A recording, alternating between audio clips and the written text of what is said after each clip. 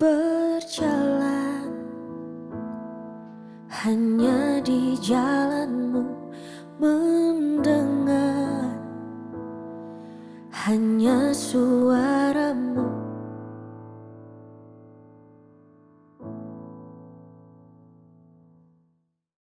Puji Tuhan, selamat malam, salam sejahtera dalam kasih Kristus. Seperti biasa, setiap malam ada renungan firman Allah. Dan sebelum kita mendengarkan renungan firman Allah, mari kita sama-sama tundukkan kepala untuk kita berdoa. Terima kasih Tuhan, Engkau baik, Engkau luar biasa. Dan pada malam hari ini Tuhan, kami mengucap syukur karena kebaikan Tuhan sepanjang hari ini Tuhan sudah pelihara kami. Dan Tuhan Yesus, malam ini sebelum kami beristirahat tidur, biarlah Tuhan kami mau merenungkan kebenaran firman Allah yang memberikan kami kekuatan, kemampuan, dan biarlah firman Allah ini terus bekerja dalam hidup kami. Terima kasih Tuhan. Dalam nama Yesus, haleluya, amin. Puji Tuhan, renungan pada malam hari ini kita akan ambil dari Roma 8 ayat pertama.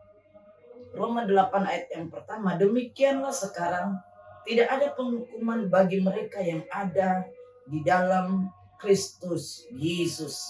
Puji Tuhan, ini adalah satu ungkapan dari Rasul Paulus di mana dia boleh berkata bahwa demikianlah sekarang tidak ada penghukuman bagi mereka yang ada di dalam Kristus Yesus. Di dalam judul perikop ini, hidup oleh roh. Ya, saudaraku yang kasih dalam Tuhan, kita melihat di ayat yang kedua, roh yang memberi hidup telah memerdekakan kamu dalam Kristus dari hukum dosa dan hukum maut.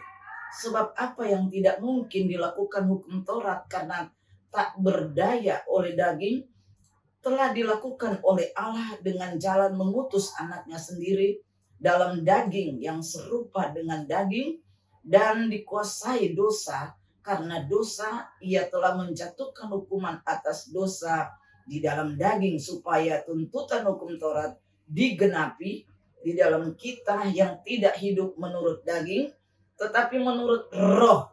Sebab mereka yang hidup menurut daging memikirkan hal-hal yang dari daging, mereka yang hidup menurut roh memikirkan hal-hal yang dari roh.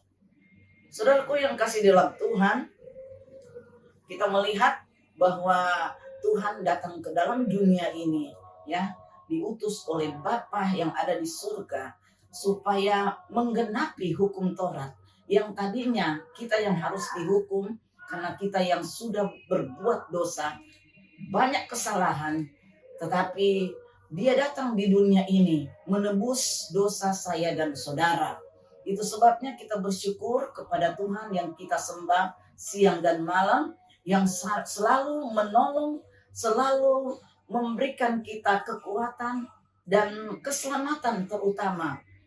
Sebab itu dia katakan di dalam ayat yang pertama, mereka yang ada di dalam Kristus Yesus. Demikian sekarang tidak ada penghukuman bagi mereka yang ada di dalam Kristus Yesus.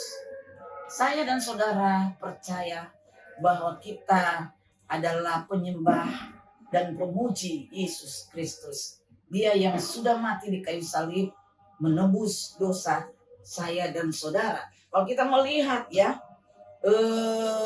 di dalam Mazmur 51 ayat 4, terhadap engkau sajalah aku telah berdosa dan melakukan apa yang kau anggap jahat, supaya ternyata engkau adil dalam putusanmu, bersih dalam penghukumanmu. Ini adalah ungkapan oleh Raja Daud. Dalam Raja Daud ini dia mengakui di dalam keputusan-keputusan dari dagingnya sendiri akan membuat hasil yang tidak baik. Tetapi dia berkata, jangan ambil rohmu di dalam kehidupanku. Ya, di dalam Mazmur 51 ayat 11. Di situ dia menyadari apa yang dia sudah lakukan itu terlalu berat untuk dia hadapi. Dan ternyata Raja Daud mengakui bahwa kalau roh Allah undur darinya, dia tidak bisa berbuat apa-apa. Itu sebabnya Raja Daud berkata, jangan ambil rohmu di dalam hidupku. Betapa Roh Kudus itu sangat penting bagi saya dan saudara, supaya dengan Roh Kudus itu yang memberikan kita pemulihan. Kalau kita memiliki Roh Kudus, maka setiap roh daging itu akan dikalahkan oleh Roh Kudus. Roh Kudus yang mengingatkan kita, Roh Kudus yang memberikan penghiburan bagi kita dikala kita susah, dan Roh Kudus yang menguatkan saya dan saudara. Di akhir zaman ini kita semua perlu Roh Kudus untuk dapat membantu di dalam pengiringan kita kepada Tuhan. Keselamatan yang dari Tuhan, yang Tuhan sudah berikan dengan cuma-cuma, kita akan hargai itu. Dan inilah renungan firman Allah pada malam hari ini. Biarlah malam ini kita boleh renungkan firman Allah ini, bahwa hidup oleh roh itu sangat luar biasa bagi kita semua. Terima kasih Tuhan, Engkau baik, Engkau luar biasa.